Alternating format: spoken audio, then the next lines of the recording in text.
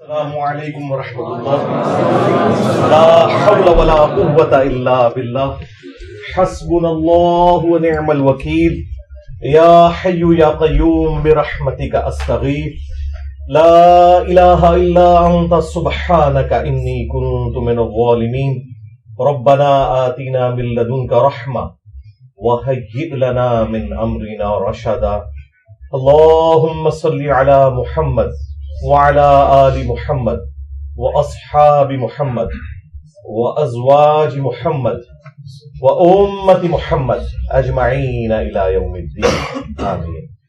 الحمد لله رب العالمين والصلاة والسلام على سيد الأنبياء والمرسلين وعلى آله وأصحابه أجمعين إلى يوم الدين. الحمدللہ آج 22 اکتوبر 2023 کو سنڈے کے دن ہمارا یہ پبلک سیشن نمبر 117 نمبر انشاءاللہ ہوگا. آپ کے سوالات یہ ریئل ٹائم پرچیوں کی شکل میں میرے پاس آ چکے ہیں. انشاءاللہ ان پرچیوں کو بھی ہم کور کریں گے. پہلے کرنٹ افیئر کے طور پر کچھ چیزیں میں ڈسکس کر لوں. پچھلے 2 ویکس میں ہماری جو اتوار کی اسپیشل جو کرنٹ افیئر کے طور پر ڈسکشن ہوئی تھی، وہ اس وقت جو حماس اور اسرائیل کے درمیان جو ایک کنفلکٹ چل رہا ہے فلسطین کے حوالے سے، اس پہ میں نے تفصیلی گفتگو کی تھی. چونکہ وہ ویڈیو چھوٹے چھوٹے ٹکڑوں کی فارم میں بھی لوگوں نے اپلوڈ کی، مختلف ٹاپکس کے ذریعے مختلف انداز میں. اس میں بعض لوگوں نے شرارتاً کچھ کلپس بھی کاٹ کے اپنا لقمہ اس کے منہ میں ڈالنے کی کوشش کی. تو یہ کچھ تو لوگ قرآن پاک کے ساتھ بھی کرتے رہے. اب اس کا یہ مطلب نہیں کہ بار بار ان چیزوں کی کلیریفیکیشن دی جائے. وہ گفتگو پوری ایک ٹوٹیلٹی میں 1 گھنٹے کی گفتگو ہے، اور اس میں ظاہر ہے کہ ایک اوورآل مقدمہ ڈسکس ہوا ہے. اس میں سے پک اینڈ چوز کرنا، کچھ اپنی مطلب کی بات نکالنا اور اپنا لقمہ میرے منہ میں ڈالنے کی کوشش کرنا کہ میں نے یہ بات یوں بیان کی ہے، تو یہ بالکل زیادتی والی بات ہے. تو آج والی جو ویڈیو ہے انشاءاللہ اس کی نیچے ہم ڈسکرپشن کے اندر لنکس ڈال دیں گے ان ویڈیوز کے، تاکہ اگر کسی کو کوئی بات سمجھ نہیں آئی تو اسی ویڈیو کو دوبارہ دیکھ لیں. بار بار چیزوں کی کلیریفیکیشن دینا ضروری نہیں ہوتا، اس سے پھر نئے ٹاپکس ڈسکس نہیں انسان کر سکتا. آج کل چونکہ اب یہ جہاد اور قتال والا معاملہ دوبارہ سے شروع ہوا، اور اس میں بھی چونکہ اسرائیل اور یہودیوں کا ایک بڑا ایشو آ ٹپکا ہے مسلمانوں کے اوپر، تو اس کی وجہ سے جو اینڈ آف ٹائم کے پوائنٹ آف ویو سے جو احادیث اور آثار ہیں ان کو لوگ ڈسکس کرنا شروع کر دیتے ہیں. اور یہ صرف آج کل کے اسکالرز نہیں ہیں، ماضی میں بھی لوگوں نے بڑی کتابیں لکھی، اور اللہ کے فضل سے جتنی پیش گوئیاں کی کوئی ایک بھی صحیح ثابت نہیں ہوئی. اور اس کی وجہ یہ ہے کہ جب تک کوئی انسیڈنٹ ہو نہیں جاتا آپ وثوق کے ساتھ کسی چیز کے بارے میں کچھ کہہ نہیں سکتے. اب یہ کہنا کہ جی جب انسیڈنٹ ہو جائے گا تو اس کے بعد تو سب کو پتہ چل جائے گا، نہیں جناب، اس کے بعد بھی سب کو پتہ نہیں چلتا، سوائے ان لوگوں کے کہ جو لوگ خدا کو سیریس لیتے ہیں. تو کہتے ہیں کہ پہلے بتایا جائے تو اس کا فائدہ ہے. تو پہلے تو نبی صلی اللہ علیہ وآلہ وسلم نے ساری چیزیں بیان فرما دی، اور ظاہر ہے یہ ان لوگوں سے متعلقہ ہے جن لوگوں کے زمانے میں اس طرح کا معاملہ آئے گا. ورنہ آپ غزوہ ہند کو دیکھ لیں تو پچھلے 1000 سال سے غزوہ ہند ہو رہا ہے اور ابھی تک ہوا نہیں ہے. اس کے اوپر لوگوں نے چندے کھائے، لوگوں نے لوگوں کے بچے ذبح کروا دیے، اور اسی طریقے سے تماشا چلتا رہا. یہی کچھ اب بھی ہو رہا ہے. اپنے مطلب کے لیے چیزوں کو جوڑنا اور اس میں جھوٹی روایتوں کا بھی سہارا لینا اور اپنی تھاٹس کو فٹ ان کرنے کی کوشش کرنا احادیث کے اندر ایک رزلٹ نکالنے کے لیے، یہ بڑی سخت زیادتی والی بات ہے. اور جو کوئی اس طرح کی حرکت کرتا ہے لوگ کہتے ہیں جی وہ دیکھیں جی انہوں نے تو بڑی پیاری اس کی تفصیل بیان کی ہے. اب ان سے پوچھیں یہ جو آپ تفصیل بیان کر رہے ہیں کیا یہ تفصیل اس طریقے سے قرآن و سنت میں وارد ہوئی بھی ہے؟ تو وہ آپ کو بتائیں گے کہ جی یہ ہمارا خیال ہے. تو انہیں بتائیں کہ جو آپ کے بزرگ تھے وہ بھی یہی حرکت کرتے رہے. کتنے بڑے بڑے فقہا اور محدثین مفسرین گزرے ہیں جنہوں نے یہ اسیسمنٹ کی تھی کہ یہ امت 1000 سال سے اوپر نہیں جائے گی اور قیامت قائم ہو جائے گی. اللہ کے فضل سے 15ویں صدی میں بیٹھے ہوئے ہیں.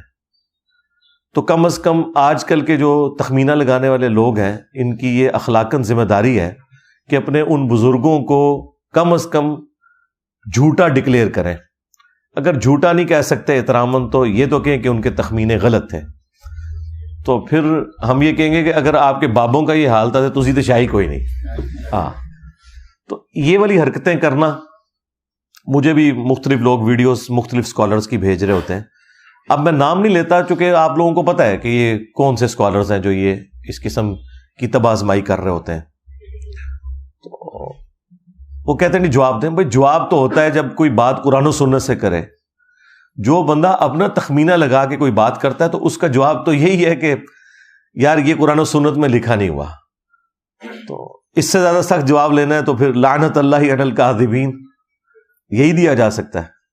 تو ہمیں اس معاملے میں معذور تصور کریں. اس قسم کے تخمینے ہم نہیں لگا سکتے اور اس میں سے نکالنا کچھ بھی نہیں ہے. لوگ باتیں کرتے ہیں اور صرف نمبر ٹانگنے کے لیے. دنیا دار قسم کے لوگ, لگژریس لائف گزارنے والے لوگ, اور وہ حکومت وقت سے مطالبہ کر رہے ہیں جی آپ بارڈر کھول دیں جی ہمیں جانے دیں وہاں. تو میں تو گورنمنٹ سے یہی اپیل کروں گا کہ بارڈر کھول دیں, جان چھڑا لیں ان سے ایک دفعہ. بڑا اچھا موقع ہے. ان کو آپ بائی شپ بھیجیں میڈیٹرینین سی میں. غزہ کے پاس جو پورا پورشن لگ رہا ہے 41 کلومیٹر کا, ٹھیک ہے, وہاں جائیں, اپنے اپنے بزرگوں کو مدد کے لیے پکاریں اور دیکھ لیں گے ہم کہ کیا اینڈ رزلٹ نکلتا ہے. ڈنڈوں کے ساتھ, سوٹوں کے ساتھ اس طریقے سے جہاد نہیں لڑا جاتا. نہ یہ نبی صلی اللہ علیہ وآلہ وسلم کی تعلیمات ہیں کہ آپ نے بغیر اسباب کو اختیار کیے ہوئے صرف مسبب الاسباب پر تکیہ کرتے ہوئے اپنے معاملات کو آگے لے کے چلنا ہے. ایسا تو نہیں ہوتا. ورنہ تو آپ کو بتایا جاتا کہ 10 دفعہ دروشی پڑھ لیں تو آپ کی بھوک ختم ہو جائے گی, 10 دفعہ سبحان اللہ پڑھ لیں تو آپ کی پیاس ختم ہو جائے گی. اس طرح تو نہیں ہوتا, ایسا تو نہیں ہوتا. تو اس لیے یہ کہانیاں کرواتے ہیں, آپ سنتے رہیں اور پھر میرے خلاف ویلاگز بنا رہے ہوتے ہیں جس طرح میں نے یعنی پابند کیا ہوا انہیں وہاں نہ جانے پہ, یا بارڈر کھولنا میری ذمہ داری ہے. بھئی میں نے کوئی آپ کو روکا ہوا ہے؟ میں تو آپ کو گراؤنڈ ریئلٹیز بتا رہا ہوں. جہاد سے نہیں روکا بھائی, لیکن آپ کو بتایا کہ جہاد کس طریقے سے ہونا ہے, کن لوگوں کی ذمہ داری ہے کہ انہوں نے آرمڈ کنفلکٹ کرنا ہے, کس نے فائنینشیل سپورٹ دینی ہے, اور یہ معاملات کس طرح چلنے ہیں. ایسے نہیں ہونا کہ ہر بندے نے بندوق اٹھانی ہے, نہ ہر بندے کو بندوق مل سکتی ہے.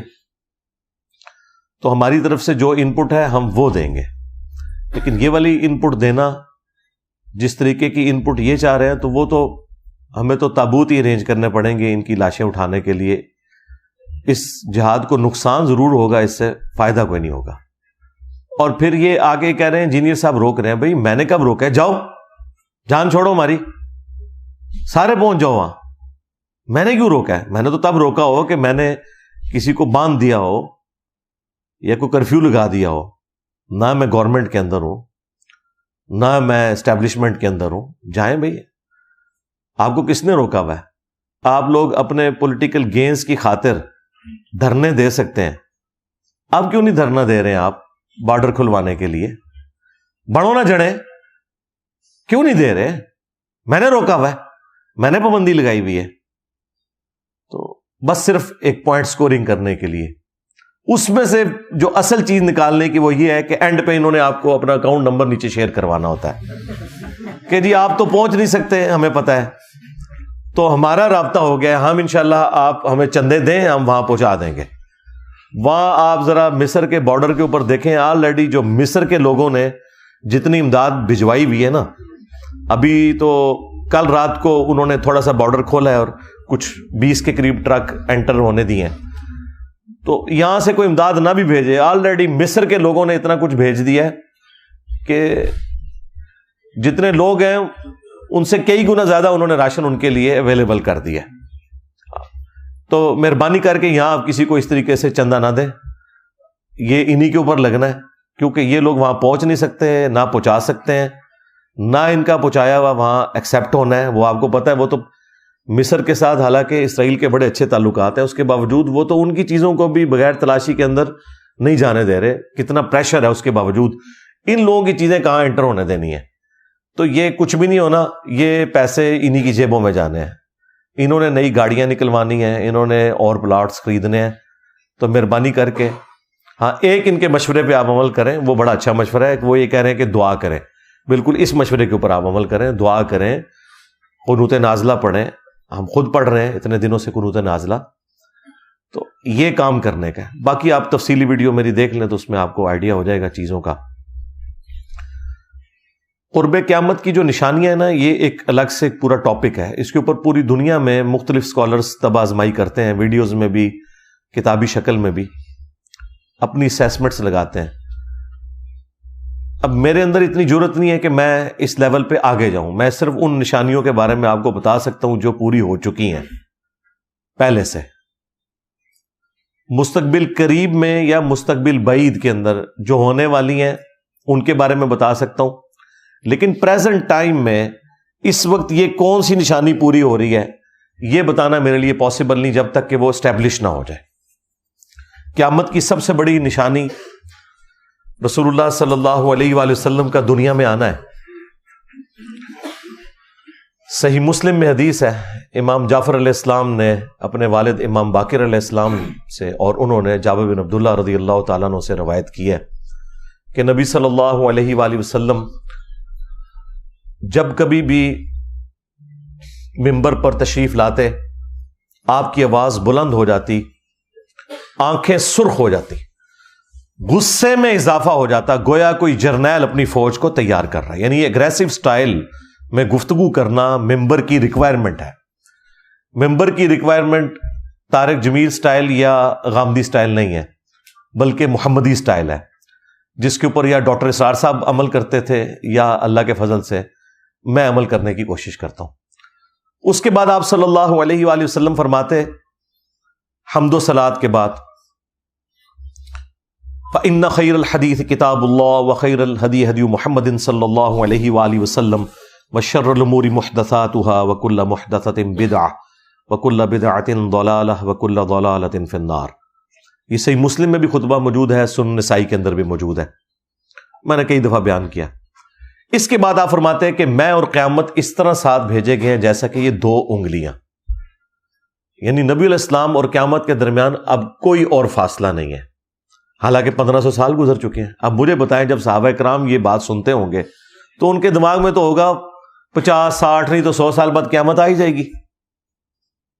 اور بعض لوگوں نے ایک حدیث سے دھوکہ کھایا بھی، وہ بخاری اور مسلم دونوں میں حدیث ہے کہ نبی صلی اللہ علیہ وآلہ وسلم نے فرمایا کہ 100 سال نہیں گزریں گے، اس وقت جتنے روئے عرض پہ لوگ موجود ہیں ان پہ قیامت قائم ہو جائے گی۔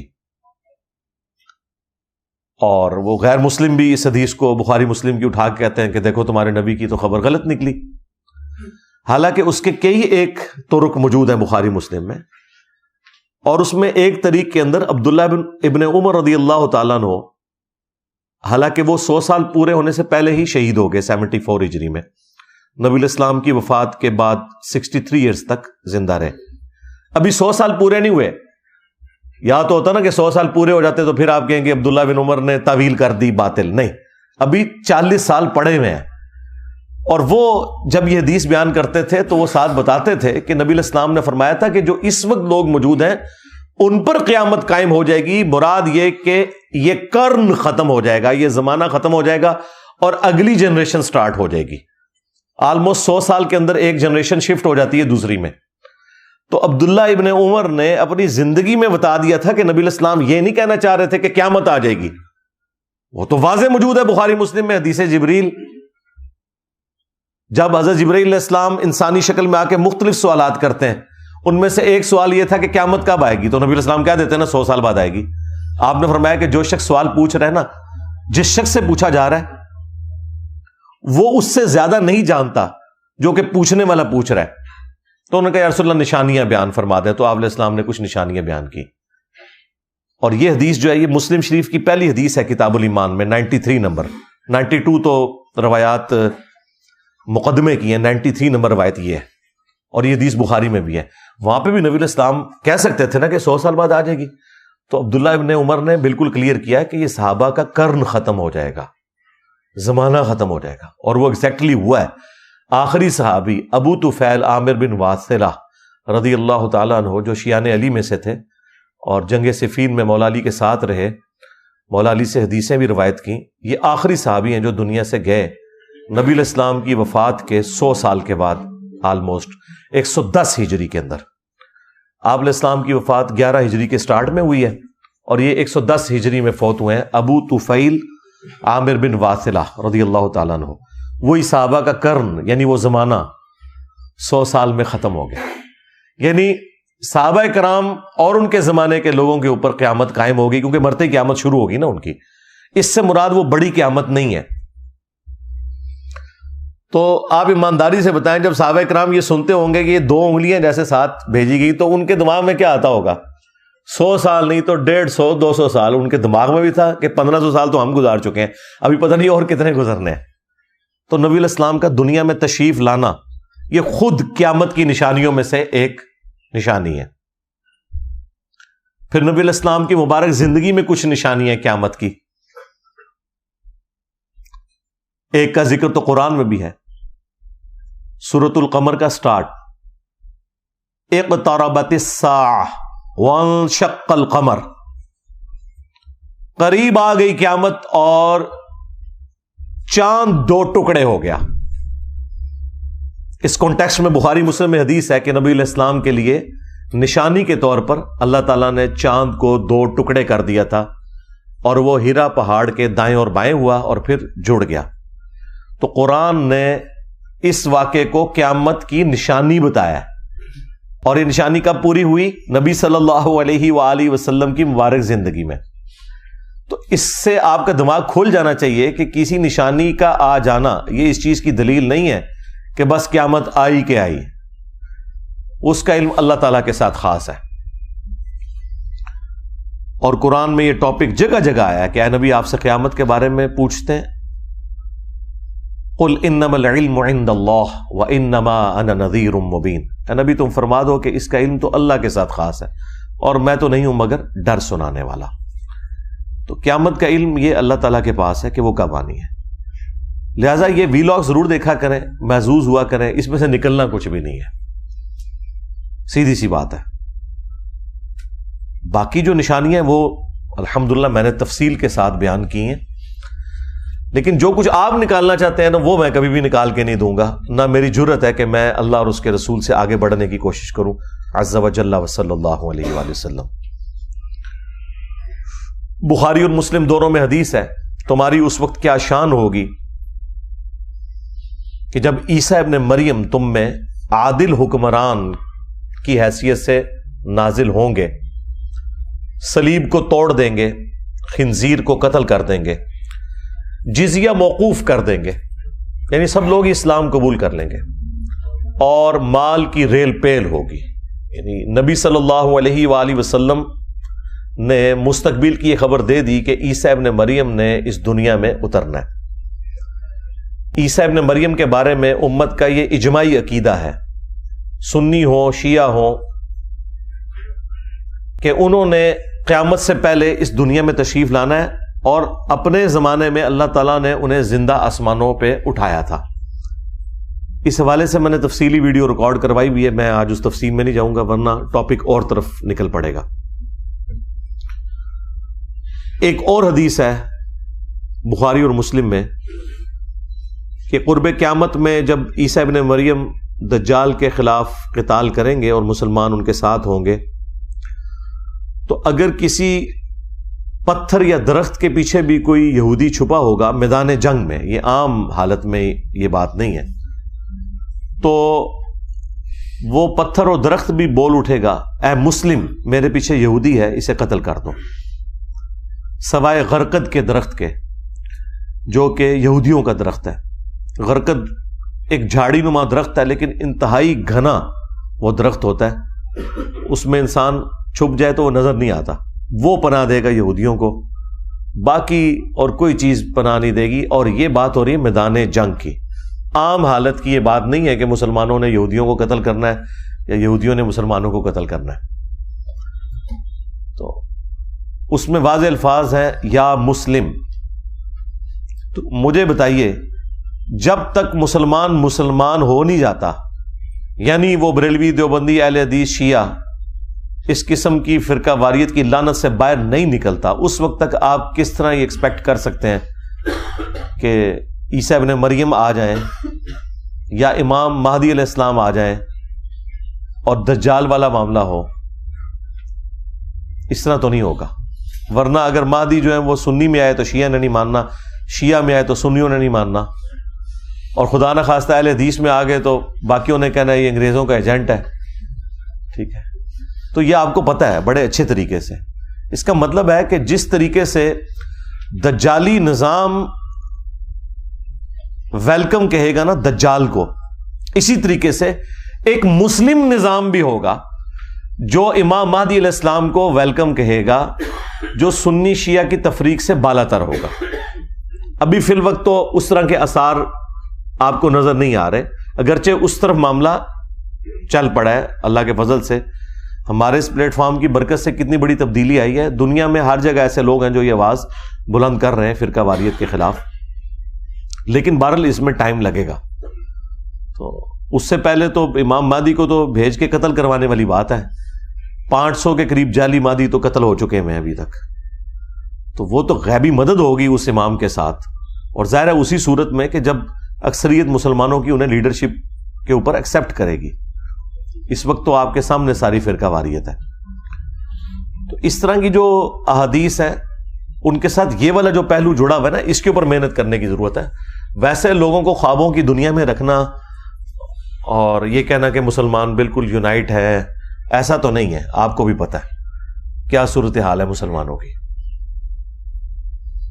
دجال کے حوالے سے بخاری اور مسلم میں درجنوں احادیث ہیں، خصوصاً مسلم شریف کے اندر تو بڑی تفصیل کے ساتھ، یعنی ذخیرہ احادیث میں جتنی احادیث صحیح مسلم کے اندر دجال والے چیپٹر میں آئی ہیں اور کسی کتاب کے اندر نہیں آئی ہیں، یہ آپ کو کمبائنڈ فارم میں مشکات المصابیح کے اندر 3 جلد کے اندر آپ کو یہ ساری احادیث ایک خاص ترتیب کے ساتھ مل جائیں گی۔ مشکات کو میں نے انسائکلوپیڈیا آف حدیث ڈکلیئر کیا ہے، یہ آج سے آلموسٹ 700 سال پہلے یہ کتاب فائنل ہوئی ہے۔ اس کے تعارف پہ میں نے پوری ویڈیو ریکارڈ کروائی ہے، وہ آپ دیکھ لیجئے گا۔ بہرحال یہ اہل سنت کی مین سٹریم کی جتنی کتابیں ہیں بخاری سے لے کے ابن ماجہ تک، اس کے علاوہ بھی اور کتابوں کے سمجھ لیں نوٹس ہیں، اس میں جو 3 جلد میں آلموسٹ 57 کے قریب احادیث صرف دجال اور نزول عیسیٰ سے متعلق ہیں، وہ آپ پڑھیں انشاءاللہ، آپ کو اوورال ایک بلو پرنٹ سامنے آ جائے گا اس حوالے سے۔ میں تو اس میں سے جو کنکلوژن ہے وہ آپ کے سامنے رکھ سکتا ہوں کہ ہم نے کیا کرنا ہے، یعنی سب کی تو یہی خواہش ہے نا کہ اس فتنے سے بچیں، اس کے لیے نبی صلی اللہ علیہ وآلہ وسلم نے جو ارشاد فرمایا وہ میں آپ کے سامنے رکھ دوں گا، یہی چیز ہے۔ اس سے زیادہ ہم کیا کر سکتے ہیں، اور اس سے زیادہ کی ضرورت بھی نہیں ہے۔ خام خواہ اس کے اوپر ایک ہنگامہ کھڑا کر کے اور اپنی طرف سے چیزیں ایڈ کر کے لوگوں کو اپنے خیالات کا اسیر کرنا، یہ بڑی سخت زیادتی والی بات ہے۔ اس کی وجہ سے پھر احادیث والا معاملہ تو بیک فٹ پہ رہ جائے گا۔ دجل عربی زبان میں کہتے ہیں دھوکے کو، جھوٹ کے لیے بھی استعمال ہوتا ہے، اور یہ جو دجال ہے اسے المسیح الدجال کہا گیا ہے، یعنی جھوٹا مسیح۔ سچے مسیح کون ہے؟ عیسیٰ ابن مریم علیہ السلام، اور جھوٹا مسیح کون ہے؟ المسیح الدجال جو بالکل قرب قیامت میں آئے گا. تو اس کا مطلب یہ ہے کہ وہ ایک دھوکہ ہے انسانیت کی آزمائش کے لیے. یہودیوں کے ہاں یہ چیز موجود ہے. ان کی پوری ہسٹری میں آپ کو انبیاء کرام علیہ السلام کے حوالے سے بڑی تفصیلات ملیں گی, اور یہ ان کا ایک سمجھ لیں ایک شغف ہے انبیاء کرام علیہ السلام کے بارے میں سارا یہ نالج رکھنا. ان کی کتابوں میں پروفیسیز بھی موجود ہیں. ان میں سے جو سب سے بڑی پروفیسی جس کے اوپر یہ اسرائیل بھی قائم کیا ہے ان لوگوں نے, وہ یہ ہے کہ قرب قیامت میں ایک مسایہ آئیں گے جنہوں نے پوری دنیا کے اوپر حکومت قائم کرنی ہے.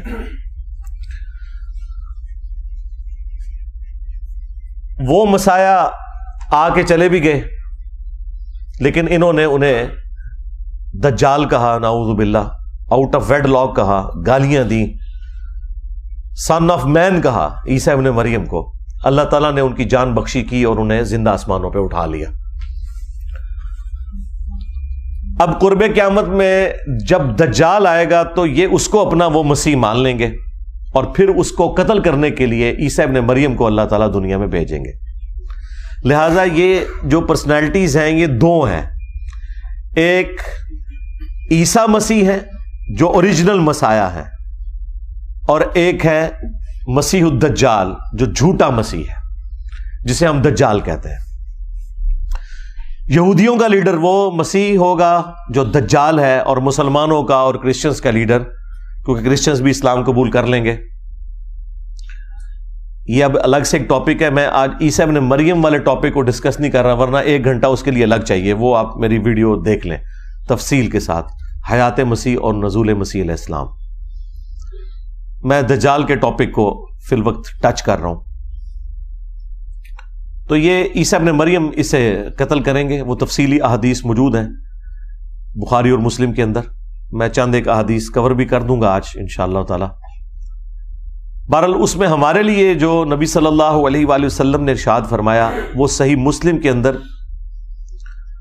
3 احادیث ایسی ہیں جن میں ایک ہی وظیفے کا ذکر ہوا ہے, اور وہ ہے سورۃ الکہف کا. صحیح مسلم کی ایک حدیث میں ہے کہ جو شخص بھی سورۃ الکہف کی پہلی 10 آیات حفظ کر لے گا وہ دجال کے فتنے سے بچ جائے گا. دوسری حدیث میں آیا ہے سورۃ الکہف کی آخری 10 آیات, اور تیسری حدیث میں آیا ہے مسلم شریف کی کہ جب تم دجال کو اپنے سامنے پاؤ تو اس کے سامنے سورۃ الکہف کی پہلی چند آیات, وہی 10 آیات تلاوت کرنا, تو اللہ تعالیٰ تمہیں محفوظ کر دے گا. تو اس کا مطلب ہے یہ آیات مسلمانوں کو یاد بھی ہونی چاہیے. اور ان سے رزلٹ کیسے نکالنا ہے کہ جب دجال سامنے آئے گا تو اس کے سامنے یہ آیات پڑھنی ہے, جس طرح کہ ہم مختلف بلاؤں سے بچنے کے لیے سنت اذکار اور دعائیں پڑھتے ہیں. بخاری میں حدیث ہے جو رات کو آیت الکرسی پڑھ کے سو جائے صبح تک ایک فرشتہ اس کی حفاظت کے اوپر مامور ہو جائے گا. یہی ہے نا. اب اس کو یہ کہنا ہے کہ جی آیت الکرسی کا ترجمہ پڑھے, اس میں سے رزلٹ نکالے اور رات کو شیطان کے ساتھ علمی ڈیبیٹ کرے تو ایک فرشتہ حفاظت میں مامور ہو جائے گا. یہ کر رہے ہیں ہمارے یہ وائزین جی. سورۃ الکہف میں سے تو یہ نکلتا ہے بھئی, واضح الفاظ ہیں اس میں. ابھی تک جو حدیثیں عام کی ہیں انہوں نے وہ 2 حدیثیں عام کی ہوئی ہیں کہ پہلی 10 آیات اور آخری 10 آیات حفظ کر لے. تو اس میں تو ان کو بھاگنے کا راستہ مل جاتا تھا ان وائزین کو. وہ کیا راستہ ملتا تھا؟ وہ کہتے ہیں کہ اس کا مطلب ہے کہ ان 10 کو حفظ کرنا ہے, اس کا فہم سمجھنا ہے آپ نے. 2 حدیثوں میں تو ان کا کام چل جائے گا. جو تیسری حدیث میں مسلم شریف سے بتا رہا ہوں کہ جب دجال سامنے آئے تو تم نے ابتدائی آیات اس کے سامنے قرات کرنی ہے. قرات کے الفاظ ہیں تو اللہ تعالیٰ تمہیں بچا لے گا. یعنی یہ وظیفے کے طور پر ہے, یہ نہیں ہے کہ ان کا مفہوم جو ہے دجال سے ڈسکس کرنا ہے. یہ بالکل واضح ہے. باقی یہ بات ٹھیک ہے کہ سورہ الکہف میں سمجھتا ہوں قرآن حکیم میں جامع ترین صورتوں میں سے ایک صورت ہے, اور سورۃ الکہف کا جو مرکزی ٹاپک ہے نا وہ دنیا پرستی کی مذمت ہے. مرکزی ٹاپک اس کا سٹارٹ سے لے کے اینڈ تک کہ دنیا کے کتے نہیں بننا, دنیا کی زندگی عارضی ہے, اصل زندگی آخرت کی ہے. اب اس میں چند ایک واقعات چونکہ ڈومیننٹ آ گئے ہیں تو لوگ سورۃ الکہف میں ان واقعات کے پیچھے پڑ جاتے ہیں, لیکن اس کا جو مرکزی ٹاپک ہے چاہے وہ پہلی 10 آیات پڑھ لیں یا آخری 10 آیات اور بیچ میں بھی, وہ ہے دنیا کی زندگی کی بے ثباتی. قرآن کے 2 ہی ٹاپک ہیں, عقیدہ توحید اور دوسرا ہے کہ دنیا کی زندگی عارضی ہے. باقی جو رسالت کا عقیدہ ظاہر ہے وہ تو اس کے اندر امپلائیڈ ہے کہ رسولوں کے ذریعے یہ ہمیں چیزیں پتہ چلی ہیں. تو عقیدہ توحید, رسالت اور آخرت. تو یہ جو تیسری حدیث ہے جس میں آیا کہ دجال سامنے آئے تو تم نے یہ قرات کرنی ہے, اللہ تعالیٰ تمہیں بچا لے گا, اس کا مطلب ہے کہ اس کا تعلق وظیفے کے ساتھ ہے. باقی ٹھیک ہے, آپ نے جتنی مرضی اس کی تفسیر بیان کرنی ہے وہ کریں. سورۃ الکہف کے اندر دنیا کی زندگی کی جو مذمت آئی ہے, یعنی دنیا میں ڈوب نہ کوئی جائے, ورنہ تو دنیا کی زندگی میں آپ نے رہنا ہے, پھر دنیا حسنہ اللہ سے مانگنا ہے, لیکن اس کو اپنے اوپر حاوی نہیں کرنا. اس کے علاوہ سورۃ الکہف میں اصحاب الکہف کا واقعہ آیا, ذوالقرنین بادشاہ کا واقعہ آیا, موسیٰ اور خضر علیہ السلام کا واقعہ, یاجوج ماجوج کا بھی ذکر ہے, اور پھر کنکلوژن دوبارہ ہوئی ہے دنیا کی زندگی کی مذمت کے اوپر اور عقیدہ توحید کے اوپر. آپ خود پہلی 10 آیات پڑھ لیں اور آخری 10 آیات پڑھ لیں. باقی آپ نے جو ضرب تقسیمیں لگانی ہے, کسی چیز کو جوڑنا ہے, وہ کرتے رہیں. وہ تو لوگوں نے تو قرآن سے یوفون بھی نکال دیا ہے. یوفون تو لکھا ہوا ہے قرآن میں, اب یہ یوفون وہ یہ والا یوفون تو نہیں ہے. تو اس طریقے سے آپ نے چیزیں ضرور جوڑنی ہیں, وہ جوڑیں. لیکن اوورآل جو واضح حدیث یہ ہے کہ جب دجال سامنے آئے تو پہلی 10 آیات تلاوت کرنی ہے. تو امت کو بتانے کا کام یہ ہے کہ پہلی 10 آیات کو آپ حفظ کریں. باقی جو قرآن کی تعلیمات کو ترجمے سے پڑھنا, اس کے فہم کے اوپر عمل کرنا, اسے حرز جاں بنانا, اس میں تو مجھ سے زیادہ کون زور دیتا ہے. میں نے تو آگے کہا کہ خدا کے لیے طوطے بنا کے نہ نکالو, حفاظ کو قرآن کے مفہوم کو سمجھیں, اپنے عقیدے کو درست کریں. لیکن اس میں یہ غلو کرنا کہ اور چیزیں نکالنا شروع کر دینا اور اس کا کوئی اینڈ ہی نہ ہو, یہ والی زیادتی نہ کریں پلیز. امت کو اس کے حال کے اوپر چھوڑ دیں قرآن و سنت تک, جتنا نبی صلی اللہ علیہ وآلہ وسلم نے تعلیم فرمایا. تو یہ بالکل واضح ہے کہ قرات کرنی ہے, اس کے لیے آپ کو 10 آیات یاد ہونی چاہیے. اور جامع ترمذی میں اس کو سپورٹیو ایک روایت بھی ہے, اس کی صحت میں کلام ہے, لیکن بعض کے نزدیک وہ درست بھی ہے. اس میں ہے کہ روزانہ ان 10 آیات کی تلاوت بھی کی جائے. تو میں اسے فٹ ان سمجھتا ہوں اس کے اندر, اس اعتبار سے کہ جو روزانہ ان 10 آیات کی تلاوت کرے گا تو ہی اسے زبانی یاد بھی رہے گی. جو چیزیں آپ روزانہ پڑھتے ہیں وہی آپ کو زبانی یاد رہتی ہیں, ادروائز تو بندہ بھول جاتا ہے. تو روزانہ کم از کم ایک دفعہ, بھلے فجر کے بعد یا مغرب کے بعد, پہلی 10 آیات سورۃ الکہف کی یہ حرز جاں بنائے کہ انہیں آپ نے پڑھنا ہے. باقی اس کی تفسیر تو میں نے ویڈیو میں ریکارڈ کرائی ہوئی ہے, وہ آپ ضرور دیکھیں. ڈاکٹر اسرار صاحب نے بھی بڑی تفصیل کے ساتھ ریکارڈنگ کرائی ہے, وہ بھی آپ دیکھیں. پورے قرآن کو ظاہر ہم نے فالو کرنا ہے ترجمے کے پوائنٹ آف ویو سے, اس کی تعلیمات کے پوائنٹ آف ویو سے. اور بخاری مسلم میں ایک اور حدیث ہے جس میں نبی صلی اللہ علیہ وآلہ وسلم نے ہر نماز میں ہمیں حکم دے دیا ہے کہ 4 چیزوں کے شر سے آپ نے اللہ کی پناہ طلب کرنی ہے نماز کے تشہد کے اندر. اللہم انی اعوذ بک من عذاب جہنم ومن عذاب القبر ومن فتنة المحیا والممات ومن شر فتنة المسیح الدجال.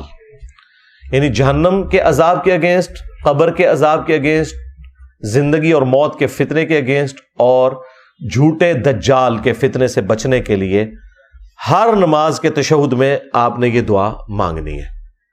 تو یہ 2 وظائف ہیں بھائی.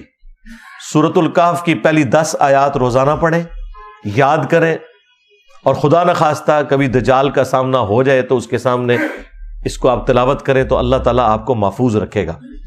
اور دوسرا یہ ہے کہ ہر نماز کے ہر تشہد کے اندر آپ جہاں اور دعائیں مانگتے ہیں وہاں پہ یہ دعا بھی آپ نے مانگنی ہے. اور یہ دعا تو اتنی اہم ہے کیونکہ بخاری مسلم میں الفاظ ہیں کہ نبی علیہ السلام حکم دیتے تھے یہ دعا مانگنے کا تو مسلم شریف میں ایک روایت امام مسلم لے کے آیا کہ جو طاؤس تابعی تھے ابن عباس کے شاگرد،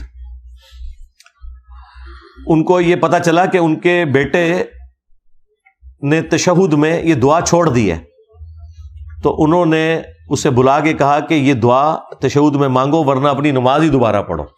یعنی اس لیول تک تابعین اس دعا کا اہتمام کرتے تھے. باقی دعائیں بھی مانگے، ربنا آتنا فی الدنیا حسنہ وفی الآخرۃ حسنۃ وقنا عذاب النار. اصحاب الکہف کی دعا جو میرا بھی وظیفہ ہے، جو پہلی 10 آیات میں آتی ہے سورۃ الکہف کی 10ویں آیت یہی ہے، ربنا آتنا من لدنک رحمہ وہیئ لنا من امرنا رشدا. اور اس کا ترجمہ بھی آپ کے ذہن میں ہونا چاہیے، تو وہ آپ کے اوپر وہ کیفیت طاری ہوگی. رب اجعلنی مقیم الصلاۃ ومن ذریتی ربنا وتقبل دعاء. یہ والی دعا بھی، جتنی قرآنی دعائیں ہیں وہ آپ مانگیں تشہد کے اندر. وہ تو بخاری مسلم میں حدیث ہے، جب تشہد پڑھ چکو درود شریف تو جو چاہو اپنے رب سے مانگو. تو جتنی سنت دعائیں قرآن و سنت کے اندر جو دعائیں معصورہ آئی ہیں وہ آپ ساری کی ساری مانگا کریں. وہ آپ کا اپنا ایک شغف ہے کہ، لیکن ظاہر ہے کہ نفلی عبادات کے لیے فرض نماز کو آپ نے اتنا لمبا نہیں کرنا کہ لوگوں کے لیے تکلیف بن جائے. اپنی نفلی نمازوں میں جتنی مرضی دعائیں مانگے. تو یہ 2 وظائف ہیں جی جو میں نے آپ کو بتا دیے. تیسرا وظیفہ جو میں نے ڈیڈکٹ کیا ہے، اس طرح کا کوئی ڈیڈکٹ کرے تو وہ بالکل درست ہے، اور وہ ہے قرآن و سنت کی تعلیمات کو پڑھنا، اس پہ عمل کرنا، اور اسی کو فائنل اتھارٹی ماننا، کسی بابے کی بات کو نہ ماننا. یہ بھی وہ وظیفہ ہے جو آپ کو دجال سے بچائے گا. آپ سوچ رہے ہیں کہ کیسے؟ جی بخاری مسلم میں لکھا ہوا ہے کہ جب دجال آئے گا تو ایک مومن اس کے سامنے کھڑا ہوگا. وہ اسے کہے گا میں تیرا رب ہوں، مان مجھے. وہ کہے گا کہ مجھے نبی کی حدیث پہنچی ہے کہ تو دجال ہے. وہ کہے گا میں تیرے 2 ٹکڑے کر کے تجھے دوبارہ زندہ کروں گا. پھر تو مجھے رب مان لینا، مردوں کو زندہ کرنا تو رب کا کام ہے. وہ اس کے 2 ٹکڑے کرے گا، اس کے درمیان چلے گا، پھر اسے جوڑ کے دوبارہ زندہ کر لے گا. کتنی بڑی آزمائش ہے، یعنی انسانی تاریخ میں اتنی بڑی آزمائش کسی نے دیکھی ہوگی؟ وہ زندہ ہو جائے گا. پھر وہ اسے کہے گا ہاں سنا اب بتا. وہ کہے گا کہ تیرے اس عمل نے میرے عقیدے میں ہی مضبوطی کی ہے، کیونکہ نبی علیہ السلام نے یہ بھی فرمایا تھا کہ ایک مومن کو قتل کر کے وہ دوبارہ زندہ کر لے گا. تو دجال ہے. دیکھ لیں بابوں کے ماننے والے تو پہلے گر پڑیں گے. بابی گئے. ہاں، اور جو کتابی ہوں گے، کتاب و سنت کے ماننے والے، وہ کہیں گے حدیث پہنچی ہے. مجھے بتائیں یہ مخلوق کہاں پائی جاتی ہے جو کہتی ہے کہ یہ میرے نبی کی حدیث ہے، میں کچھ نہیں مانتا. اور ان کے سامنے تو ڈیوڈ کاپر فیلڈ آ جائے تو یہ غوث وقت اسے مان لیں گے. ان کی حالت تو یہ الوژن دیکھ کے گر جانے والے لوگ ہیں. سن سنا کے پاگل ہو گئے ہوئے ہیں. اگر انہوں نے کوئی چیز دیکھ لی تو انہوں نے تو سجدے میں گر پڑنا ہے دجال کے سامنے. تو نبی علیہ السلام فرماتے ہیں اس کے ایک ہاتھ میں آگ ہوگی اور ایک میں جنت ہوگی. وہ جو آگ ہوگی بیسیکلی وہ جنت ہوگی، اور وہ جو جنت جو ہے وہ اصل میں آگ ہوگی. تو وہ دوبارہ اسے قتل کرنے کی کوشش کرے گا، قتل نہیں کر سکے گا. پھر وہ اسے اٹھا کے آگ میں پھینک دے گا، یعنی اپنی اس جنت کے اندر جو اوریجنل جنت ہوگی لیکن اس کی وہ آگ ہوگی، اپنی طرف سے آگ میں پھینکے گا اور وہ بندہ جنت میں پہنچ جائے گا. اور نبی علیہ السلام نے فرمایا وہ اس وقت کا سب سے بہترین شہید ہوگا، سید الشہداء ہوگا. یعنی وہ کلمہ حق بلند کرے گا نا، جو المستدرک للحاکم میں حدیث ہے کہ سید الشہداء حمزہ ابن عبد المطلب ہے، اور ہر وہ شخص سید الشہداء ہے جو جابر حکمران کے سامنے کلمہ حق بلند کرے یہاں تک کہ اسے قتل کر دیا جائے. اسی وجہ سے ہم حضرت حسین ابن علی کو بھی سید الشہداء کہتے ہیں. اور وہ شخص بھی اس وقت کا سب سے بہترین شہید ہوگا جو دجال کے سامنے کھڑا ہوگا. یہ تو اسے بزرگ مانگ لیں گے. ہاں، انہوں نے تو فوراً اس کی بزرگی کا اعتراف کر لینا. بخاری مسلم دونوں میں حدیث ہے کہ تمہارا رب کانا نہیں ہے لیکن دجال کانا ہوگا. اچھا، یہ بعض جگہ آپ نے تصویر دیکھی ہے وہ ماتھے پہ آنکھ دکھائی ہوئی ہے، اس طرح کا نہیں ہوگا دجال. ہاں، دجال کی آنکھ اپنی جگہ پہ ہی ہوگی، لیکن ایک آنکھ اس کی جو دائیں آنکھ ہے وہ ابری ہوئی ہوگی، یہاں سے وہ کانا ہوگا اور ایک آنکھ سے وہ دیکھے گا. آنکھیں دونوں ہوں گی لیکن یہ ایک ابرے ہوئے انگور کے گوشے کے مانند اس کا ایک نکلا ہوا ڈھیلا ہوگا، آنکھ اس کی ایک سلامت ہوگی، تو وہ کانا ہوگا اور تمہارا رب کانا نہیں ہے. پھر نبی علیہ السلام نے فرمایا کہ اس کی دونوں آنکھوں کے درمیان کافر لکھا ہوگا، لیکن وہ کافر ایبریویشن کے اندر لکھا ہوا ہوگا، کاف فا را. عربی میں چونکہ کھڑا زبر کے لیے علیحدہ سے الف لگانے کی بھی ضرورت نہیں پڑتی، تو کاف کے اوپر اگر آپ کھڑا زبر لگا لیں اور فا کے نیچے زیر اور را، کافر، یعنی کاف فا را لکھا ہوگا. اور مسلم شریف کے الفاظ ہیں کہ کوئی ان پڑھ بندہ بھی ہوگا نا، تو ہوگا اگر مومن تو وہ بھی پڑھ لے گا یہ کافر لکھا ہوا ہے. ہاں، اور اس میں ایڈ کرنے لگا ہوں، یہ ہے وہ اجتہاد جو کرنے والا کہ کوئی مفتی بھی ہو، اگر وہ دنیا کا کتا ہوا تو وہ کافر پڑھ نہیں سکے گا، کیونکہ وہ تو شوبتے سے متاثر ہو جائے گا. مسلم شریف میں بڑی تفصیلی حدیث ہے جس میں پورا یہ دجال کا ذکر موجود ہے تفصیل کے ساتھ. اس میں تو ہے کہ اس کے حکم سے آسمان سے بارش نازل ہوگی، زمین کو حکم دے گا وہ اناج اگائے گی، خزانے اس کے ساتھ چلیں گے، اور لوگ جو بےچارے اس طرح کے لوگ ہیں وہ تو ساتھ اس کے لگ جائیں گے نا، ان کی ضرورتیں پوری ہو رہی ہوں گی. مردہ بھی زندہ کر دے گا، پیچھے کیا رہ گیا کام جو کرے. تو لوگ اس کے ساتھ اٹیچ ہوتے چلے جائیں گے، تو یہ تو سارے اس کے ساتھ اٹیچ ہو جائیں گے اس کے کرتب دیکھ کے. وہ کہیں گے عبد القادر جیلانی، تو ہو سکتا ہے ان میں سے کہیں گے وہ انجینئر جڑا کہندا سی نا، دیکھ لو نا، کہندا سی عبد القادر جیلانی نے کوئی مردے زندہ نہیں کیے، یہ دیکھو ہمارا آ گیا عبد القادر جیلانی پارٹ 2.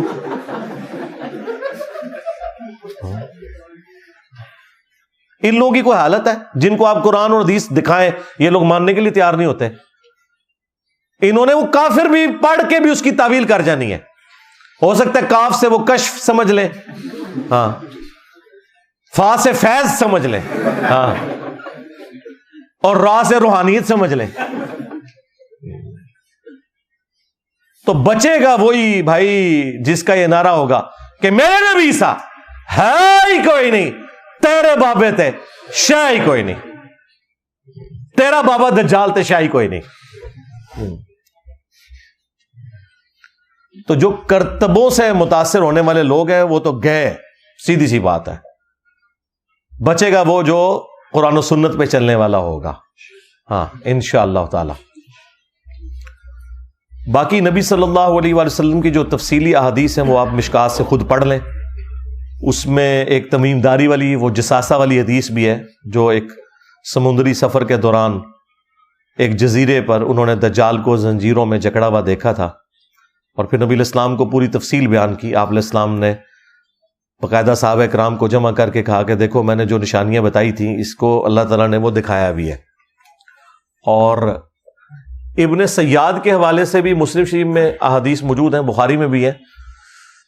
ابن سیاد بھی دجالوں میں سے ایک دجال تھا، لیکن وہ جو بڑا دجال ہے وہ یہ نہیں تھا. اس کے اوپر اتفاق ہے. اس کے اوپر بعض لوگ پوچھ رہے ہوتے ہیں کہ ابن سیاد کے بارے میں، جب نبی علیہ السلام کو بعد میں بتا دیا گیا کہ یہ وہ والا دجال نہیں ہے، تو وہ احادیث بالکل واضح ہے کہ وہ دجال بالکل ڈیفرنٹ ہے. کیونکہ بخاری مسلم دونوں میں حدیث ہے کہ قیامت اس وقت تک قائم نہیں ہوگی جب تک کہ 30 جھوٹے دجال نہ پیدا ہو جائیں، جن میں سے ہر ایک دعوی نبوت بھی کرے گا. اب یہ والا دجال بھی دعوی نبوت سے سٹارٹ لے کے دعوی خدائی تک پہنچے گا، کیونکہ یہ مسیح تو کہہ رہا ہوگا نا اپنے آپ کو. تو نبی علیہ السلام فرمایا کہ 30 جھوٹے دجال آئیں گے جو دعوی نبوت کریں گے. ایک تو ہمارا یہ پچھلی صدی میں غلام القادیانی دجال گزرا ہے، یہ بھی دجالوں میں سے ایک دجال تھا. یہی حدیث ابو داؤد اور ترمذی میں ہے. اس میں تو نبی علیہ السلام نے فرمایا کہ 30 جھوٹے دجال دعوی نبوت کریں گے. انا خاتم النبیین لا نبی بعدی، میں خاتم النبیین ہوں، میرے بعد کوئی نبی نہیں ہے. اور میری امت کا ایک گروہ قیامت تک حق پر قائم رہے گا، کوئی نقصان پہنچانے والا انہیں نقصان نہیں پہنچا سکے گا، وہ غالب رہیں گے۔ امام بخاری، امام مسلم نے بھی یہ والا حدیث کا پورشن لیا ہے، اس میں امام بخاری نے ایک باب باندھا ہے اس حدیث کے اوپر کہ ہوا اہل العلم، اس سے مراد اہل علم ہے جو گروہ حق پر رہے گا، وہ فرقہ نہیں ہے، وہ گروہ ہے۔ فرقے تو جہنمی ہیں، وہ ابو داؤد میں حدیث ہے کہ 72 فرقے جہنم میں جائیں گے، 73 ہو جائیں گے۔ 73 اس لیے ہو جائیں گے کہ ایک کو جب توڑا جائے، اس کے 72 ٹکڑے اور کیے جائیں تو وہ اوریجنل تو اپنی جگہ رہے گا نا، تو اس اوریجنل کو آپ فرقہ نہیں کہہ سکتے، فرق تو وہ ہے جو ٹوٹ کے الگ ہو، ورنہ کیا صحابہ کرام کو آپ فرقہ کہیں گے؟ صحابہ کرام اہل بیت کس سے ٹوٹ کے الگ ہوئے تھے؟ وہ تو نبی اسلام کے ساتھ تھے۔ آپ سے ٹوٹ کے جو الگ ہوئے وہ 72 فرقے ہیں۔ درخت اپنی اوریجنل جگہ پہ موجود ہے، پتا جو ہے وہ فرق کہلاتا ہے۔ تو فرقے سارے جہنمی ہیں، ایک گروہ حق پہ قیامت تک قائم رہے گا۔ تو یہ جو 30 جھوٹے دجال ہیں، یہ آنے ہی آنے ہیں۔ ان میں سے جو سب سے بڑا دجال ہے وہ آخری دجال ہے، اور ظاہر ہے اس کے لیے ایک سسٹم تو ہوگا۔ یہ کہنا کہ دجال ایک سسٹم کا نام ہے، سسٹم بھی ہے، وہ سسٹم جو کہ اس کو ویلکم کہے گا، اور ظاہر ہے کہ وہ سسٹم تو شروع سے ایگزسٹ کرتا ہے، اپنی اب پیک کو پہنچ گیا ہے۔ جیسے یہ سائنس کی ترقی ہوئی ہے، اس نے تو دجالی سسٹم کو زیادہ سپورٹ کر دیا نا۔ جو لوگ مٹیریل کے ماننے والے ہیں اور مٹیریل کو سب کچھ سمجھتے ہیں، تو ان کے لیے تو سائنس نے فزیکلی ترقی کر کے ان کو دکھا دی ہے نا جی۔ دنیا میں جو اس وقت آپ کو آسائشیں نظر آ رہی ہیں اپنے ارد گرد جتنی بھی، یہ نہ تو اجمیر شریف والوں کا کوئی کمال ہے، نہ بغداد شریف والوں کا، نہ بریلی شریف والوں کا، نہ دیوبند شریف کا۔ سائنس نے جو کچھ آپ کو دیا ہے وہ آپ کے سامنے ہے، یہ تو ہم محسوس کر رہے ہیں نا۔ مسلمان کیا، کافر کیا، کوئی بھی ہو، سائنس کی برکات سے آپ فائدہ اٹھا رہے ہیں۔ یہ جو آپ کو کہہ رہے ہیں اسرائیل کی پروڈکٹس کا بائیکاٹ کریں، سب سے پہلے اس مولوی کا اسمارٹ فون چھین لیں، تیری ایسی تھی تیسی گلاں کر دو۔ اسی فرانس سے، اسی اسرائیل سے ان کو ڈالرز آئیں، چندے وہ قبول کر لیتے ہیں، اور آپ کو کہتے ہیں ان ملکوں میں جا کے رہنا حرام ہے۔ بائیکاٹ کرنے کے لیے کچھ کولڈ ڈرنکس ہی رہ گئے ہیں، یہ ساری موبائل کمپنیاں، موبائل کنیکشن یہ نہیں آتے، ایت ضرورت ہے، تو باقی چیزیں بھی تو باقی لوگوں کی ضرورت ہے بھائی، اور یہاں تو ہمارا روزگار ان چیزوں کے ساتھ جڑا ہوا ہے۔ بائیکاٹ ایک چیز کا کرنا ہے، وہ شیطان ہے، چاہے وہ جمعے والے دن آپ کو ممبر پہ نظر آئے، چاہے آپ کے ساتھ ہو ہر وقت، اس کا بائیکاٹ کریں آپ، تو سب کچھ سیدھا ہو جائے گا۔ تو یہ دجالی نظام جو مٹیریل کو سب کچھ سمجھتا ہے، تو وہ فزیکلی تو انہوں نے کر کے دکھا دیا نا۔ آپ اپنے کپڑے جو پہنے ہوئے ہیں، جوتیاں پہنے ہوئے ہیں، ایون قرآن، بخاری، مسلم جو پرنٹ ہوئے ہوئے ہیں، آپ کے کمروں میں جو ایئر کنڈیشن لگے ہوئے ہیں، قالین بچھے ہوئے ہیں، کوئی ایک چیز بتا سکتے ہیں اپنی گھڑی سے لے کے بال پوائنٹ تک کہ جس میں سائنس کے احسانات نہ ہو؟ تو ظاہر ہے مٹیریل میں اللہ نے طاقت رکھی ہے، انسان کو اللہ نے ذہن دیا۔ اب جن کی ایک آنکھ بند ہے نا، وہ تو مٹیریل کو سب کچھ سمجھتے ہیں، وہ کہتے ہیں انہوں نے تو سب کچھ کر کے دکھا دیا ہے، ہم نے قانون قدرت دریافت کر لی ہے، ہم نے اللہ تعالیٰ کی ہینڈ رائٹنگ کو سمجھ لیا ہے، اب ہم ان چیزوں کو یوز کر کے جو مرضی کریں، اور وہ کر کے دکھا بھی رہے ہیں۔ دیکھیں، ایک بندے نے اپنے دفتر میں بیٹھ کے آج سے آلموسٹ 125 سال پہلے امیجنیشن میں چیزیں سوچی ہیں، آئنسٹائن، پھر میتھمیٹیکل کیلکولیشن کر کے آپ کو E=mc² کا فارمولا دے دیا کہ میس انرجی میں کنورٹ ہو سکتا ہے، انرجی بھی میس میں کنورٹ ہو سکتی ہے۔ اس کی بنیاد کے اوپر ایٹم بم اگلوں نے بنا کے بتا دیا۔ سیکنڈ ورلڈ وار ختم ہی نہیں ہونی تھی اگر ایٹم بم نہ امریکہ پھینکتا۔ تو مجھے بتائیں، آپ کے بزرگوں کا ہم نے کشف کا اور وہ روحانی معاملات کا کیا کرنا؟ کشف تو پھر ہوا ہے آئنسٹائن کے اوپر۔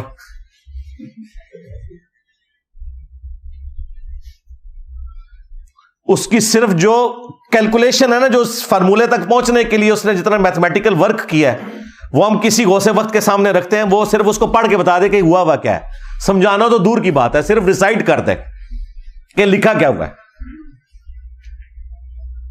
تو دنیا کے حقائق اللہ تعالیٰ نے کھولے ہیں نا ان کے اوپر، جن لوگوں نے ایفرٹ پٹ کی ہے.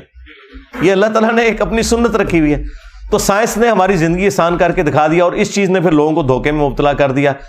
انہوں نے مٹیریل کو سب کچھ سمجھا، اور یہ ہے دجالی سسٹم کہ ایکوائرڈ نالج جو اللہ تعالیٰ نے دیا تھا، سائنس کا علم، the knowledge obtained through observations and experiments، اس کو سب کچھ سمجھ لیا. اور جو ریویلڈ نالج تھا، وہی کا علم، جو ہماری آخرت سے متعلق تھا، جو ہماری اخلاقیات سے متعلق تھا، اس سے ان لوگوں نے آنکھ بند کر لی. اسلام تو دونوں علوم کو ساتھ لے کے چلتا ہے. اور میں کہتا ہوں یہ ایکوائرڈ نالج سائنس نے تو جتنی توہمات کی مٹی پلیت کی ہے نا، ہمارے پاس تو کوئی ذریعہ نہیں تھا ان کی مٹی پلیت کرنے کا. ہم انہیں قرآن و سنت سے آیات اور احادیث بتاتے تھے تو یہ لوگ نہیں مانتے تھے. سائنس نے تو سب کچھ کر کے دکھا دیا ہے. اب ہم ان کو کہتے ہیں ہاں جی آؤ نا جناب. تم لوگ کہتے ہو نا بزرگ دلوں کا حال جانتے ہیں، اور تمہارے بزرگوں کا حال یہ ہے کہ آج کے وقت میں جن لوگوں کو تم لوگوں نے غوث ڈکلیئر کیا ہوا ہے نا، انہوں نے بھی اتنا موٹا چشمہ لگایا ہوتا ہے پڑھنے کے لیے. پاپا جانی اور اس کا جو پوتا ہے جس کا نام انہوں نے معاویہ رکھا ہوا ہے، اتنا موٹا اس کو شیشہ لگا ہوا ہے. تو جو دلوں کے حال جانتے ہیں وہ یہ اپنے وہ اچھا وہ اجمیر شریف کا آئی پیڈ نہیں بنا ہوا، نہ بریلی شریف کا، نہ دیوبند شریف کا. ہاں وہ بھی امریکہ شریف کا، جاپان شریف کا، اسرائیل شریف کا بنا ہوا ہے. اس کو پڑھ رہے ہوتے ہیں، اور اس میں بھی جب نہیں پڑھا جاتا نا تو وہ اینک لگاتے ہیں. ویسے ان کو کوئی بتایا نا یار تھوڑی عزت بچانی ہے، اینک اتار کے نا انہوں تھوڑا زوم کر لیا کرو، انجینئر صاحب دے فتنے تو بچ جاؤ گے. تو وہ اینک لگا کے اس سے پڑھ رہے ہوتے ہیں. یہ لوگ ہیں جو لوگوں کے دلوں کے حال جانتے ہیں. سائنس نے دیکھیں ان کی مٹی کیسی پلید کی ہے کہ اینک ان کو بھی لگانی پڑ گئی ہے. اور اس سے یہ ان کا پول کھل گیا کہ دل کے حال تو چھوڑتے ہیں. جو میں یہ کہتا تھا نا یہ سامنے سے دیکھ کے نہیں پڑھ سکتے، یہ اردو نہیں پڑھ سکتے بڑھاپے میں دیکھ کے بغیر اینک کے. سائنس پڑھنا تو دور کی بات ہے. تو یہ سائنس نے چونکہ سب کچھ کر کے دکھایا تو وہ لوگ ظاہر پھر اسیر ہو گئے. انہوں نے کہا جی واہ واہ واہ، یہ ہے اصل علم. ٹھیک ہے، جس کو یہ روحانیت کہتے ہیں جو کچھ ہے، اس نے تو سائنس نے تو کیا کرشمہ کر دیا ہے. 8 سے 100 سال پہلے کا انسان اگر نکل آئے قبر سے باہر اور آپ اس کو بتائیں کہ یہ میرا موبائل فون ہے، میں لائیو تجھے اس وقت مکہ اور مدینہ دکھاتا ہوں، وہ ماننے کے لیے تیار ہوگا؟ بھائی اس نے تو 4 مہینے یہاں سے پیدل جا کے حج کیا ہوا ہے، وہ کیسے مان لے گا؟ لیکن آج ہمارے بچے کو بھی پتا ہے. کہتے ہیں جی انجینئر صاحب کہتے ہیں بابے تے شاہی کوئی نہیں. اوے بابے تے بچے دے سامنے شاہ کوئی نہیں. ساڑھے بچے موبائل چلا سکتے ہیں، تھوڑے بابے بھی نہیں چلا سکتے جب تک کہ کسی سے سیکھ نہ لے. بنانا تو دور دی کر ہے، وہ چھڑ دو، بنا تو سکتے ہی نہیں ہے. تو سائنس نے ان کی بہت مٹی پلیت کی. حج عمرے کے لیے جاتے رہے نا یہ سارے بزرگ.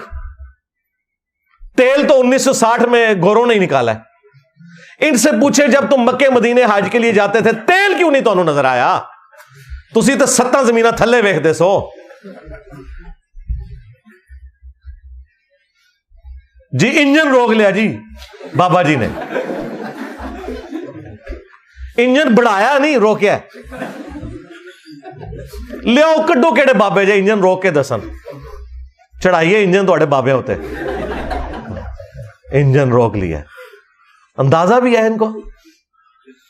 میں پیر میری صاحب کا پڑھ رہا تھا، انجن روک لیا. اور ان کی آپ بایوگرافی پڑھے تو وہ خود ٹرین پہ حج کرنے گئے تھے. یہاں سے کراچی گئے تھے، سٹیم انجن چلتا تھا. ظاہر ہے کراچی اگر وہ جاتے پیدل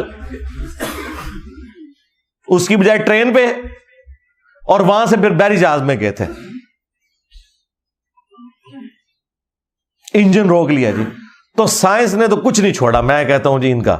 اسی لیے میں نے کئی سال یہ پہلے کہا تھا کہ یہ جو آج کا ماڈرن دور ہے نا، اس میں یہ جو تم نے دیو مالائی قصے کہانیوں والا دین لوگوں کو بتایا نا، اس کی اب کوئی گنجائش باقی نہیں ہے. یہ ہے ہی فراڈ تھا. ٹھیک ہے، اور یہ نہ سمجھیے گا کہ یہ میری تھاٹس ہے. ہمارے ذہن والے لوگ شروع سے ایگزسٹ کرتے ہیں، لیکن چونکہ حکومتوں کے اندر صوفیاء کے ماننے والے بیٹھے ہوئے تھے، وہ ایسے لوگوں کو قتل کروا دیتے تھے. ان کی آواز کو دبا دیا جاتا تھا. یوٹیوب تو نہیں تھا نا.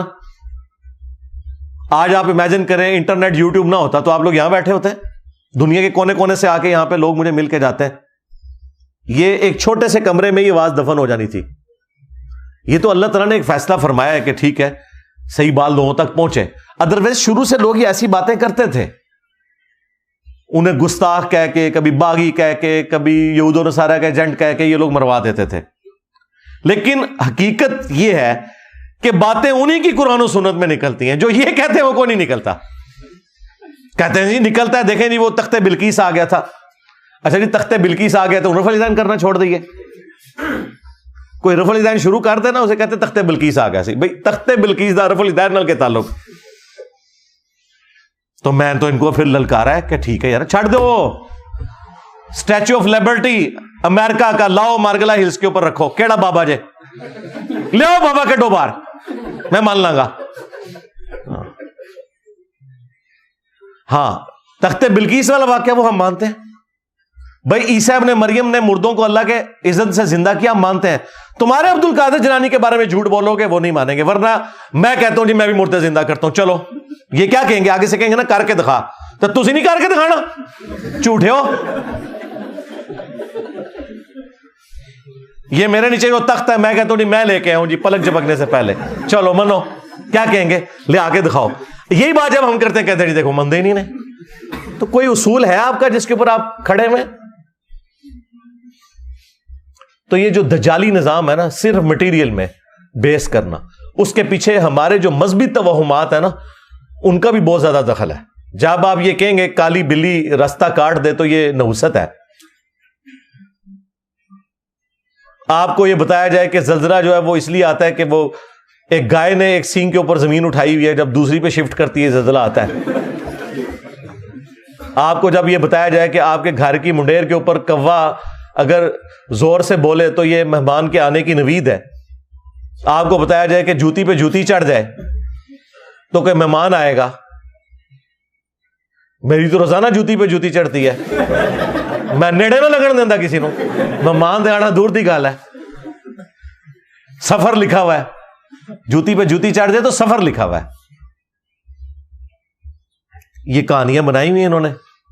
جب یہ چیزیں آئیں گی تو پھر ظاہر ہے کہ دوسری طرف جو سائنس والے لوگ ہیں وہ کہیں گے ہمارے بزرگوں نے تو کر کے دکھا دیا نا, دیکھو باہر ٹیمپریچر ہے 40, اندر چیک کر لو 25 ہے. ہمارے بزرگوں نے تو کر کے دکھا دیا ایئر کنڈیشن بنا کے. ہمارے بزرگ فیراڈے نے تو بجلی بنا کے بتا دی. ہمارے بزرگ آئنسٹائن نے جو ہے وہ تھیوری آف ریلیٹیوٹی دے کے تو گریویٹیشن کو سمجھا دیا. ہمارے بزرگ نیوٹن نے ہمیں یہ فارمولے دیے ہیں, دیکھو ہم تو اسپیس شٹل لے کے اوپر پہنچ گئے ہیں. تو آڑے بزرگ کتنے نے کٹو. تو یہ جو انہوں نے یہ سارا ڈکوسلا کیا تھا, یہ دجالی سسٹم بننے کی وجہ بھی یہ لوگ ہیں. انہوں نے جو دین پیش کیا ہے نا اس کا اینڈ رزلٹ یہی نکلنا تھا. آج سائنس کی برکت سے جو کچھ ہو رہا ہے نا, پرانے بزرگ اگر نکل آئے نا قبروں سے تو یہ ساری چیزیں معجزات اور کرامات ہیں جو آپ کو سائنس نے کر کے بتا دی ہیں. آپ ذرا ایک لمحے کے لیے سوچیں تو صحیح کہ کیا کچھ ہو گیا. ان 250-300 سال کی جو ترقی, اس میں بھی جو لاسٹ 50-60 سال کی ترقی ہے پوری انسانی تاریخ میں نہیں ہے. تو اللہ تبارک و تعالیٰ نے انسان کو ترقی کروائی ہے, یہ ہمیں نظر آ رہی ہے. اب جب اس کی برکات لوگ دیکھتے ہیں تو وہ پھر مٹیریل کے ہی ہو کے رہ جاتے ہیں. وہ انبیاء والی جو تعلیمات ہے اس سے پھر روگردانی کرتے ہیں. لیکن پرپز آف لائف وہ آپ کو سائنس نہیں بتائے گی. سائنس صرف خدا کا تعارف کروائے گی. یہ ہارمونی جو اس کائنات کے اندر ہے نا جتنی, وہ آپ کو سائنس بتائے گی کہ بھئی یہ سپریم بینگ یا سپر نیچرل ایجنسی کے انٹروین کیے بغیر یہ پاسبل نہیں ہے. وہ آپ میری ویڈیو دیکھ لیں, ویئر ڈڈ گاڈ کم فرام, وہ انگلش سب ٹائٹل کے ساتھ بھی اپلوڈ کی ہوئی ہے ہدایہ وکٹری چینل کے اوپر ہمارے بھائی نے. ابھی تو ہر آئے دن ایسی ایسی چیزیں سامنے آ رہی ہیں کہ انسان پریشان ہو جاتا ہے. اگر آپ کلاسیکل فزکس اور کوانٹم فزکس ان دونوں کو اسٹڈی کریں تو آپ حیران ہو جائیں گے کہ اللہ تبارک و تعالیٰ نے ان معاملات کو کس طریقے سے ٹیکل کیا ہوا ہے. انسانیت تو 20ویں صدی کے آغاز میں کنکلوڈ کر بیٹھی تھی کہ ہم نے فزکس ساری سمجھ لی ہے. آئنسٹائن نے آگے پورا رخ ہی بدل کے رکھ دیا. اور پھر جب یہ کوانٹم فزکس والا آیا ہے کانسیپٹ تو دنیا تو پریشان ہے کہ چھوٹے لیول کے اوپر چیزوں کا اندازہ ہی نہیں ہے، اور وہ پھر بعد میں اتنی آرگنائز چیزیں بن جاتی ہیں. وہ اب ایک ٹاپک الگ ہے. تو مجھے اچانک، چونکہ آج کل میں کافی ویڈیوز اس کے اوپر بھی دیکھ رہا ہوں، تو میرے ذہن میں آ گیا. تو یہ اللہ ہی اللہ ہے جی، مخلوق کے پلے کوئی شے نہیں، سیدھی سی بات ہے. مخلوق کا کام یہ ہے کہ اپنے رب کے سامنے عاجزی کا اظہار کرے. ہاں، یہ کام ہے کرنے کا. تو دجال کے حوالے سے وہ حدیث آپ وہاں سٹڈی کریں تو آپ کو تفصیل کے ساتھ سب کچھ مل جائے گا. ایک ایک حدیث کو ڈسکس کرنا ضروری نہیں ہے، میں نے اوورآل ایک کانسیپٹ آپ کے سامنے رکھ دیا تاکہ جن لوگوں کو اس ٹاپک کے ساتھ شغف ہے ان کے لیے ایک چیز سامنے آ جائے. پلس خود احادیث کا مطالعہ کریں، قرآن پاک کی آیات کا مطالعہ کریں، فزیکلی اسے اپنے سامنے رکھ کے پڑھیں اور دیکھیں اس میں سے کیا نکل رہا ہے. یہ نہیں کہ کان سے پکڑ کے کوئی کدھر چلا دے تو آپ چل پڑیں. وہ مانے جو ٹیکسٹ میں لکھا ہوا ہے، اس ٹیکسٹ کی کوئی تفسیر بیان کرتا ہے جو فٹ ان بیٹھتی ہے وہ بھی مانے، کوئی حرج نہیں اس کے اندر. لیکن ایک خاص آپ نے لائن کو کراس کر کے خود سے ضرب تقسیمیں نہیں لگانی. یہ والی چیز جو ہے نا پھر وہ آپ کو فتنے کے اندر مبتلا کر دے گی اور پھر اس میں پھر بعد میں شرمندگی والا معاملہ ہوگا. اس لیے میں نے چند ایک احادیث بیان کی ہیں، اس کے علاوہ بھی کئی احادیث ہیں، وہ آپ اس میں پڑھ لیں. اب وہ تو 2-3 گھنٹے لگ جائیں گے اگر ان سارے ٹاپکس کو کور کیا جائے.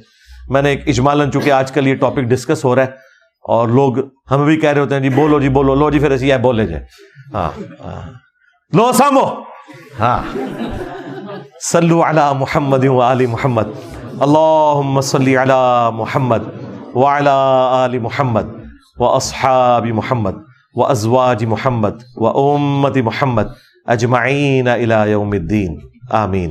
اللہم انی اسألک بانک انت اللہ لا الہ الا انت الاحد الصمد الذی لم یلد ولم یولد ولم یکن له کفوا احد وإلہکم الہ واحد لا الہ الا هو الرحمن الرحیم.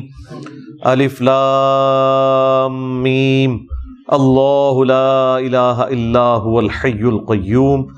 اللہم صلی علی محمد وعلی آل محمد. اللہم ربنا آتنا فی الدنیا حسنہ وفی الآخرة حسنة وقنا عذاب النار. ربنا آتنا من لدنک رحمة وهیئ لنا من امرنا رشدا. اللہم اغفر لحینا ومیتنا وشاہدنا وغائبنا وصغیرنا وکبیرنا وذکرنا وانثانا. اللہم من احییتہ منا فاحیہ علی الاسلام ومن توفیتہ منا فتوفہ علی الایمان.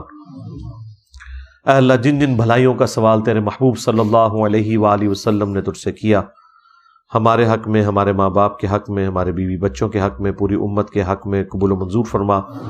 جن جن چیزوں کے شر سے تیرے محبوب علیہ السلام نے تیری پناہ طلب کی، تمام مسلمانوں کو ان چیزوں کے شر سے اپنی پناہ عطا فرما.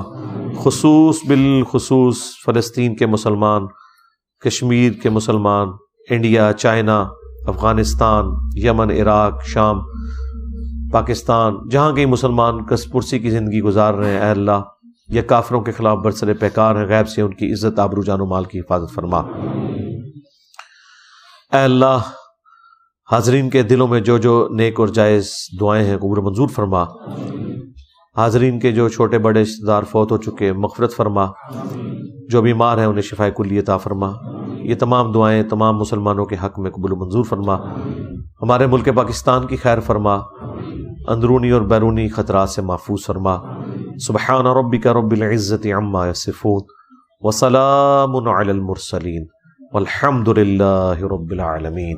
صلی اللہ علی النبی الکریم وعلی آلہ وصحبہ اجمعین.